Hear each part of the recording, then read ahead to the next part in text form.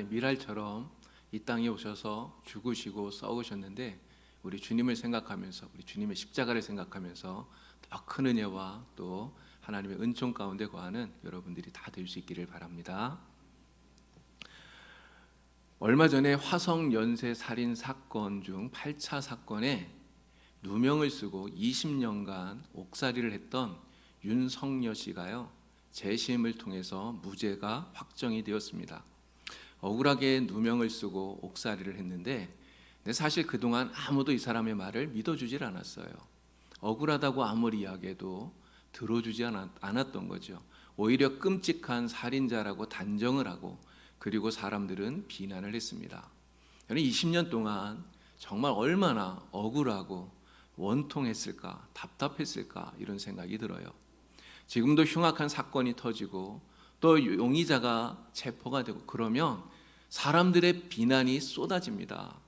안 봐도 유죄다, 딱 봐도 범인처럼 생겼다, 당장 사형시켜라, 이런 이야기들이 얼마나 많이 나옵니까? 하지만 이런 섣부른 판단과 또 단정으로 인해서 애꿎은 사람이 누명을 쓸 수 있어요. 정말 애꿎은 사람이 비난을 받고 죄를 뒤집어 쓰고 억울한 피해자가 될 수 있다고 하는 것입니다. 그래서 누군가가 어떠한 잘못을 했다고 그런 이야기들이 들릴 때 우리는 섣부른 그런 판단과 비난하는 것을 정말 조심해야 되겠다 이런 생각이 듭니다. 근데 요즘 근래에 우리 기독교가 정말 많은 비난을 받아요. 예전에도 이런 말씀 많이 드렸는데 정말 이러한 것 때문에 너무나 안타깝다 이런 마음이 많이 듭니다. 그런데요, 잘못해서 비난받는 것에 대해서는 할 말이 없어요. 정말 잘못해서 비난받는 것에 대해서는 할 말이 없는 것입니다. 비난받아 마땅한 것 아니겠습니까? 지난달에는요, 안산에 있는 한 교회 목사가 성추행을 했다는 이런 혐의가 뉴스에 보도가 되었죠. 이런 그 뉴스를 보니까 TV 자막에 이렇게 써 있더라고요. 목사의 엽기 행각 20년, 강제 결혼의 출산 지시까지 이렇게 써 있었어요. 음란마귀를 빼준다 그러면서 7살, 8살 된 그런 아이를 성추행을 했다는 것이죠. 근데 뉴스에 이런 기사가 나오면 진짜 할 말이 없습니다. 기가 막힐 뿐인 것이죠. 또 얼마 전에는요, 서울에서 교회 안에서 목사들끼리 칼부림하는 이런 사건도 있었습니다. 여러분, 이런 이야기 들으면 정말 할 말을 잃게 만들어요. 여러분, 이 사건에 대해서 네티즌들이 댓글을 달았는데 그 댓글 가운데 이런 것들이 있더라고요. 성경에 다른 목사 찌르라고 되어 있냐? 그러고도 목사냐? 목사 자격이 없다. 목사가 십계명은 장식으로 달고 다니냐? 이런 댓글들이 쓰여져 있는 거예요. 제가 같은 목사로서 그러한 댓글들을 보면서 정말 너무 부끄러워서 할 말을 잃게 만듭니다. 우리는 예수를 믿는 사람으로서 정말 세상 사람들에게 비난받지 않기 위해서 특별히 교회의 지도자인 그런 목사들로부터 행동을 더 조심하고 더 정직하고 더 바르게 그렇게 살아야 되겠습니다. 자, 그런데요, 이렇게 우리가 잘못해서 그래서 그것 때문에 비난을 받는다면 정말 할 말이 없는 것이지만, 그러나 때로는 아무런 잘못도 없는데 애꿎은 비난을 당할 때가 있다는 것이죠. 잘못해서 비난받는 거면 정말 비난받아도 할 말 없는데, 여러분 잘못이 없는데 비난받으면 여러분 정말 속상하지 않겠습니까? 억울하잖아요. 양포타구라고 하는 고사성어가 있어요. 옛날에 양포라고 하는 사람이 하루는 집에서 외출을 하면서 하얀 흰색 옷을 입고 집을 나갔습니다. 그런데 갑자기 소나기가 쏟아진 거예요. 그래서 소나기가 쏟아지면서 옷을 다 버린 거죠. 그래서 흰 겉옷을 벗고 그냥 속에 검은색 속옷을 입고 집을 돌아왔습니다. 근데 집에 들어왔더니 이 양포가 기르는 그 개가 주인을 못 알아본 거예요. 주인을 못 알아보고는 막 으르렁대면서 마구 짖는 거예요. 양포가 너무 화가 나서 막대기를 들고 이 개를 막 두들겨 팼다는 것입니다. 여러분, 그런데 이 개의 입장에서 생각해 보면 좀 억울하지 않겠습니까? 왜 주인을 못 알아봤냐면 나갈 때는 흰 옷을 입고 나갔는데 들어올 때 검은 옷을 입고 들어온 거예요. 그래서 주인을 못 알아봤어요. 그래서 못 알아본 이런 잘못은 있지만 그래도 자기는 낯선 사람인 줄 알고 정말 열심히 막 짖은 그거 죄밖에 없는데, 그렇다고 주인에게 되려 혼이 났으니 이 개 입장에서는 좀 억울하지 않겠느냐 하는 것입니다. 오늘 말씀을 보니까요, 정말 애꿎은 비난을 받는 한 사람이 나와요. 바로 예수님께 향유를 부었던 이 여인입니다. 예수님께서 베다니 나병 환자 시몬의 집에 계실 때에 이 여인이 식사하시는 예수님께 귀한 향유 한 옥합을 가지고 나와서 예수님의 머리에 부었던 거예요. 그런데 이걸 보고 분개해서 비난하는 사람이 있습니다. 여러분, 누가 비난합니까? 누가 지금 예수님께 향유를 부은 이 여인을 지금 비난하고 있죠? 예수님을 대적하던 바리새인이나 율법 학자들인가요? 만약에 이러한 사람들이 예수님을 비난하는 거라면 뭐 대적하는 사람이 그러는 거니까 그냥 그러려니 넘어갈 수도 있겠죠. 그런데 그들이 아닙니다. 그들이 아니라 바로 예수님의 제자들이 비난하고 있다는 거예요. 제자들이 그것을 보고 분개했다는 것입니다. 아니, 저 사람 왜 저러지? 이 정도가 아니에요. 분개했다는 말이 뭡니까? 분하게 여겼다는 것 아닌가요? 아주 몹시 분하게 여겨서 따지듯이 이 여인에게 지금 이야기하는 거예요. 아니, 도대체 무슨 의도로 이것을 지금 허비하느냐? 제자들이 그렇게 이야기를 하고 있어요. 여러분, 제자들이 이렇게 말하는 거, 이렇게 화내는 거 보면 사실 좀 어이가 없어요. 왜 그렇습니까? 이 향유가 누구 겁니까? 제자들 건가요? 제자들 거 아니에요. 이 여인이 자신의 향유를 가지고 와서 예수님께 부은 거예요. 그런데 제자들은 마치 자기들 것을 이 여인이 쓸데없이 잘못 허비하고 있는 것처럼 그렇게 몹시 화를 내고 있다고 하는 것입니다. 제자들은 왜 이 여인이 이렇게 한 것에 대해서 화를 낼까요? 이 제자들이 화를 내고 있는 이유는 이 여인이 왜 예수님께 향유를 부었는지 그 의도를 모르고 있기 때문에 그런 것입니다. 여인은 왜 예수님께 향유를 부었을까요? 이유는 굉장히 단순해요. 예수님께 받은 은혜가 너무 컸기 때문이에요. 예수님이 너무나 많은 은혜를 자기에게 부어주셨기 때문에 그 은혜를 갖고 싶었던 거죠. 이 여인의 마음속에 주님을 향한 사랑이 너무나 커서 그 사랑을 감당할 수가 없어서 그래서 향유를 붓는 이것을 통해 주님을 향한 그 감사한 마음, 사랑하는 마음을 나타내었다는 것입니다. 정말 비싸고 귀한 향유이지만 조금도 아끼지 않고 예수님의 머리에 부었던 거예요. 제자들이 만약 이 여인의 이러한 의도를 알았다면 여러분 어떻게 반응했을까요? 야, 이 여인이 정말 예수님 사랑하는구나. 진짜 예수님께 받은 은혜가 크구나. 아마 그렇게 생각했을 겁니다. 그런데 제자들은 이 여인의 의도를 전혀 생각하지 않아요. 그냥 단지 비싼 향유를 쓸데없이 낭비했다, 허비했다 이렇게 생각하고 이 여인에게 분개하면서 비난했다고 하는 것이죠. 이 여인을 비난하고 또 분개하는 또 하나의 이유가 있습니다. 그것은 제자들의 생각과 달랐다는 거예요. 자기들의 생각과 다르다는 것이죠. 여러분, 제자들은 이 향유를 비싼 값에 팔아서 가난한 자들을 도울 수 있었겠다고 이렇게 얘기를 해요. 근데 이 사건의 이 병행 기사인 요한복음 12장을 보면 이렇게 말하는 사람이 가룟 유다라는 것을 우리가 알게 됩니다. 가룟 유다가 이렇게 얘기했어요. 왜 이 향유를 300데나리온에 팔아서 가난한 자들에게 주지 않고 이렇게 쓸데없이 허비하고 낭비하느냐? 가룟 유다가 이렇게 이야기합니다. 근데 가룟 유다는요, 정말 가난한 사람들을 생각해서 이 말을 했을까요? 그렇지 않아요. 요한복음 12장을 보니까 가룟 유다를 가리켜서 도둑이라고 이야기를 합니다. 도둑이라고 얘기를 해요. 제자들 중에 회계를 맡고 있는데 거기에서 몰래 돈을 훔쳐간다는 것이죠. 지금으로 말하면 공금을 횡령하는 이러한 죄를 범하고 있었던 겁니다. 향유를 팔아서 300데나리온을 예수님께 헌금을 하면 그러면 이 가룟 유다가 거기에서 자기가 좀 빼내갈 수 있는 돈도 생길 텐데 이런 게 안 되니까 그래서 화가 났었던 거겠죠. 그래서 여인을 이렇게 강하게 비난하고 있다고 하는 것입니다. 성경을 보면요, 이렇게 죄 없이 정말 애꿎게 비난받는 많은 사람들이 나와요. 그 가운데 하나가 바로 모세입니다. 모세가 자기 아내인 십보라가 죽고 난 이후에 구스 여인과 결혼을 했습니다. 재혼을 했어요. 그랬더니 아론과 미리암이 정말 나서서 이 모세를 비난하죠. 모세가 재혼한 이 구스 여인이 이방인이었기 때문에 비난을 한 것입니다. 하지만 엄밀히 따지면 사실 모세가 그렇게 잘못한 건 아니에요. 왜냐하면 하나님께서 이방인과 결혼을 금지하실 때 모든 이방인과 결혼을 금지한 게 아니기 때문에 그렇습니다.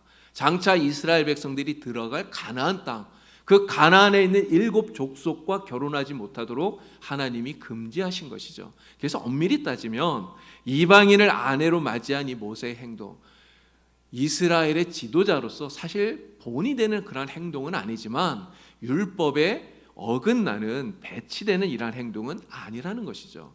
그런데 이 모세의 행동을 아론과 미리암이 몰랐을까요? 이러한 율법을, 이러한 말씀을 몰랐을까요?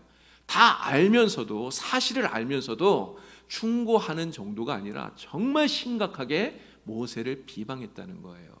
그런데 모세를 비방한 이 아론과 미리암, 여러분 그 사람들이 누굽니까? 아론과 미리암은 모세의 형이고 모세의 누나예요. 가장 가까운 형제 아닙니까? 자기의 가장 가까운 이 형제들이 모세를 비방하고 있다고 하는 것입니다. 욥도 아무런 잘못이 없는데 친구들에게 비난을 받았죠. 욥을 위로하러 왔던 이 친구들, 욥이 하나님 앞에 죄를 범하고 그것을 회개하지 않고 감추고 있다고 그러면서 그럼에도 불구하고 스스로 의로운 척한다고 욥을 비난해요. 하나님 앞에 큰 죄를 짓지 않고서는 이러한 고통을 당할 수 없다, 이러한 고난이 생길 수 없다, 그들은 그렇게 생각했기 때문에 욥을 비난하는 겁니다. 여러분 누가 지금 욥을 비난한다고요? 욥의 가까운 친구들이에요. 그냥 가까이 살던 친구들도 아니에요. 멀리 살고 있던, 그래서 욥을 위로하기 위해서 일부러 시간을 내서 찾아왔던 욥의 가까운 친구들, 그 친구들이 지금 욥을 비난하고 있는 것입니다. 베드로도 같은 유대인인 그리스도인 형제들에게 비난을 받았어요. 그럼 베드로가 왜 비난받습니까?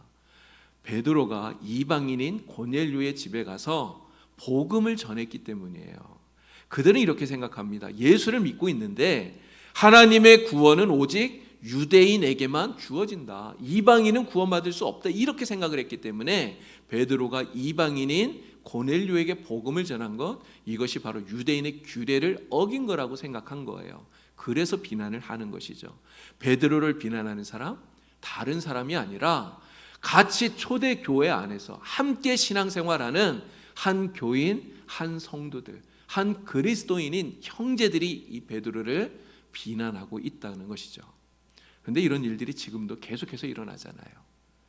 나는 정말 선한 마음으로 하나님을 위해서 봉사를 하는데 다른 사람이 아니라 나와 가장 가까운 내 형제, 나와 가까운 내 이웃들, 내 친구들, 같은 교인이 비난한다는 거예요. 오해하고 그것을 몰라서, 그래서 비난한다고 하는 것입니다. 여러분도 혹시 그런 일을 경험해 보시지 않았나 모르겠습니다. 나는 정말 하나님을 위해서 수고한다고, 정말 순수한 마음을 가지고 하나님을 섬기고 봉사하는데 그걸 몰라서, 그걸 오해해서, 그래서 내 가까운 내 친구, 내 형제, 같은 교인이 비난을 해요. 여러분, 그러면 정말 그러한 일을 당하면 마음이 얼마나 답답하겠습니까? 우리가 그런 일을 당하면 우리의 마음이 얼마나 속상하겠어요. 정말 화가 나지 않겠습니까? 지금 이 여인, 예수님께 향유를 부었던 이 여인이 그렇다는 거예요. 얼마나 마음이 상했겠습니까? 다른 사람도 아닌 예수님의 제자들이 벌떼같이 일어나서 지금 분개하면서 자신을 비난하고 있어요. 여러분, 이 여인이 얼마나 당황했겠습니까? 얼마나 속상했겠어요. 자신은 예수님께 받은 그 사랑과 은혜가 너무나 커서, 그래서 그 사랑과 은혜를 조금이라도 보답하려고 정성을 담아서 예수님께 향유를 드린 건데, 그것이 이렇게 제자들에게 비난받을 만한 일인가? 여러분, 그렇게 생각되지 않았겠습니까?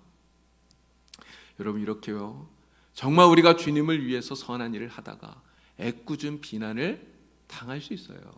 여러분, 그럴 때 우리는 어떻게 하면 좋을까요? 너무나 속상하고 너무나 억울하고 너무나 화가 나는데, 여러분, 그럴 때 우리는 어떻게 하면 좋겠습니까? 여러분, 그러나 아무리 억울하고 아무리 속상하더라도 여러분 애써 그것에 대해서 변명할 필요가 없어요. 변명하려고 하지 마시기를 바랍니다. 예수님께 향유를 부었던 이 여인, 제자들이 분개하면서 그를 비난할 때 이 여인이 어떻게 합니까? 무슨 말을 하죠? 이 여인은 말하지 않았어요. 제자들이 비난을 하는데 아무런 변명도 하지 않습니다. 근데 혹시 여인이 변명을 했더라면 제자들이 그것을 듣고 이해해 주었을까요? 만약에 이 여인이 제가 예수님께 받은 사랑이 너무나 커서 그래서 예수님께 보답하려고 그랬어요, 이렇게 변명을 했더라면 제자들이 뭐라 그랬을까요? 그랬습니까? 여러분 이해해 주었을까요? 절대 이해하지 않았을 거예요. 오히려 제자들은 이렇게 변명하면 아무리 받은 은혜가 커도 그렇지 그런 식으로 꼭 해야 되나? 이야기하면서 정보답하려면 그냥 향유를 팔아서 헌금하면 되지, 이런 식으로 여러분 또 다른 비난을 퍼부어댔을 거라는 것이죠. 하지만 이 여인은 아무런 변명도 하지 않고요, 그저 잠잠히 이 비난을 그냥 다 받고 있는 거예요. 그런데 이 여인이 아무런 말도 하지 않으니까요, 오히려 예수님이 나서서 예수님이 이 비난하는 제자들을 꾸짖고 계시는 것입니다. 뭐라고 말씀하시죠? 너희가 어찌하여 이 여자를 괴롭게 하느냐? 어찌하여 이 여자를 괴롭게 하느냐? 그가 내게 좋은 일을 하였느니라. 예수님 말씀하셨어요. 예수님께서는 예수님께 향유를 부은 이것이 바로 예수님의 장례를 준비하는 거라고 말씀하십니다. 그리고 복음이 전해지는 모든 곳에서 이 여자가 행한 일이 기념되리라, 기억되리라 말씀하신 거예요. 여인의 비난을 들으면서도 잠잠했더니 예수님께서 나서서 바로 이 여인의 가장 좋은 변호인이 되어 주신 것입니다. 그랬더니 이토록 분개하면서 비난하던 제자들이 한마디도 하지 못하게 되었다는 것이죠. 여러분, 우리가 주님을 사랑하는 마음으로 정말 행하는 그 일을 보고 행여 누군가 여러분들을 비난하거든 여러분 애써 변명하려고 하지 마시기를 바랍니다. 속상하지만, 정말 억울하지만, 답답하지만 그래도 참고 잠잠히 견디시길 바라요. 모든 것을 다 하나님께 맡기시길 바랍니다. 주님께서 여러분들의 그 마음을 다 알고 계셔요. 그리고 여러분이 말하지 않아도 결국 주님께서 여러분을 대신해서 변호해 주실 것입니다. 그리고 여러분의 모든 억울함을 우리 주님께서 반드시 풀어주시리라 믿습니다. 그리고 아무리 억울해도 이렇게 변명하지 않을 뿐만 아니라 오히려 우리를 비난하는 그 사람들을 긍휼히 여기고 그리고 그들을 위해서 기도해 줄 수 있기를 바랍니다. 우리 예수님께서 말씀하셨어요. 나는 너희에게 이르노니 너희 원수를 사랑하며 너희를 박해하는 자를 위하여 기도하라. 사도 바울도 똑같은 말을 하죠. 너희를 박해하는 자를 축복하라. 축복하고 저주하지 마라 말씀합니다. 여러분, 사람들이 비난하는 거 모르기 때문이에요. 몰라서 비난하는 것입니다. 로마 군병들은요, 예수님을 채찍으로 때리고 가시 면류관을 씌우고 그리고 조롱했어요. 십자가에 못 박고 예수님을 죽였습니다. 왜 그랬어요? 몰라서 그렇게 한 겁니다. 예수님이 누구인지를 모르기 때문에 그렇게 한 거예요. 만약에 예수님이 누구이신지 그들이 알았더라면 여러분 그렇게 할 수 있었을까요? 절대 하지 않았을 겁니다. 그래서 예수님은 그러한 사람들, 모르고 그렇게 하고 있는 그들을 용서하시고 오히려 그들을 위해서 기도하고 계시는 겁니다. 아버지, 저들을 용서하여 주시옵소서. 자기들이 무엇을 하는지 알지 못함이니이다. 기도하셔요. 여러분이 정말 선한 마음으로 하나님을 위해서 무언가를 행하는데 누군가 여러분을 비난한다면 그건 몰라서 그렇게 하는 거예요. 하나님의 뜻도 모르고 하나님을 향한 여러분들의 그러한 열정과 열심도 모르기 때문에, 그러한 진정도 모르기 때문에 그래서 자기 생각대로 판단하고 자기 생각대로 단정짓고 비난하고 있는 것입니다. 그러니 예수님처럼 그들을 긍휼히 여기고 불쌍히 여기는 용서하는 마음으로 여러분들을 비난하는 사람들을 위해서 기도할 수 있기를 바랍니다. 지금은 비록 오해하고 비난하지만 저들도 하나님의 뜻을 깨닫고 하나님의 계획을 깨닫고 오직 하나님을 위해서 사는 사람이 되게 해달라고 여러분 기도하세요. 지금은 비록 반대하고 박해하는 자리에 있지만 하나님을 위한 우리의 열심을 이해하고 함께 하나님을 위해서 헌신하는 사람이 되게 해달라고 여러분 그들을 위해서 기도하시기 바랍니다. 여러분, 그럼 어떻게 될까요? 예수님께 향유를 부었던 이 여인의 마음을 의도를 이해하지 못하고 비난했던 제자들. 그러나 그들은 예수님의 말씀을 듣고 그리고 그 여인의 그 마음과 진정을 깨닫게 됩니다. 그리고 그의 사랑과 헌신을 깨닫게 되는 것이죠. 여러분들이 그들을 위해서 기도할 때 그들이 깨닫게 될 겁니다. 그리고 여러분들을 이해해주고 비난을 멈추고 오히려 여러분들의 그러한 아름다운 사랑과 헌신을 칭찬하게 될 줄로 믿습니다. 예수님께서는요 또 말씀하셔요. 주님을 위해서 애꿎은 비난을 당하면 오히려 그것으로 기뻐하라 말씀하고 계십니다. 나로 말미암아 너희를 욕하고 박해하고 거짓으로 너희를 거슬러 모든 악한 말을 할 때는 너희에게 복이 있나니 기뻐하고 즐거워하라. 하늘에서 너희의 상이 큼이라. 주님 말씀하셨습니다. 선한 마음과 열심으로 하나님을 섬기다가 행여 비난을 받거든 속상해하지 마시고 오히려 기뻐하시기를 바랍니다. 그것 때문에 받는 하늘의 상이 더 크기 때문에 그렇습니다. 여러분, 우리가 하나님 말씀대로 순종하려고 하고요, 정말 믿음대로 살려고 하고 경건하게 살려고 하면 진짜 그것 때문에 비난과 박해와 핍박이 생겨요. 왜 그렇습니까? 성경이 이렇게 이야기해요. 무릇 그리스도 예수 안에서 경건하게 살고자 하는 자는 핍박을 받으리라 말씀하고 있습니다. 마귀 사탄은 하나님의 백성들이 정말 신실한 믿음을 가지고 경건하게 살고자 하는 거 도저히 눈꼴이 쉬어서 보지를 못해요. 그래서 핍박하는 것입니다. 그래서 비난하는 거예요. 그래서 우리가 하나님 말씀대로 믿음으로 살려고 하는데 그것 때문에 비난이 있고 핍박이 있거든. 내가 정말 하나님 말씀대로 경건하게 살려고 하는 거구나. 그것을 나에게 보여주는 반증이구나. 여러분 그렇게 믿으시고 오히려 그 비난으로 인해서 기뻐할 수 있기를 바랍니다. 어떤 환난과 핍박이 있더라도 이겨내고 믿음을 지키고 더욱 말씀대로 순종하는 자에게 하나님께서 더 큰 은혜와 복으로 하늘의 상급으로 갚아 주실 줄로 믿습니다. 예수님 때문에 비난받고 박해를 받는다면 바로 이 주님이 주실 하늘의 상급을 바라고 오히려 기뻐하고 즐거워하는 여러분이 다 될 수 있기를 주님의 이름으로 축원을 드립니다. 김은국이 쓴 순교자라고 하는 장편 소설이 있어요. 1965년에 이게 영화로도 만들어졌는데요. 6.25 전쟁 당시에 국군이 평양을 함락시키고 그리고 계속해서 북진을 해 올라갑니다. 그런데 그곳 평양에 인민군에게 피살이 되었던 12명의 목사가 있었어요. 그리고 구사일생으로 살아남은 신목사라고 하는 사람이 거기에 있습니다. 사람들은요, 이 인민군에게 피살된 이 12명의 목사들을 순교자라고 추앙하죠. 그리고 그들을 위해서 정말 큰 추모식을 열게 됩니다. 그런데 살아남은 신목사,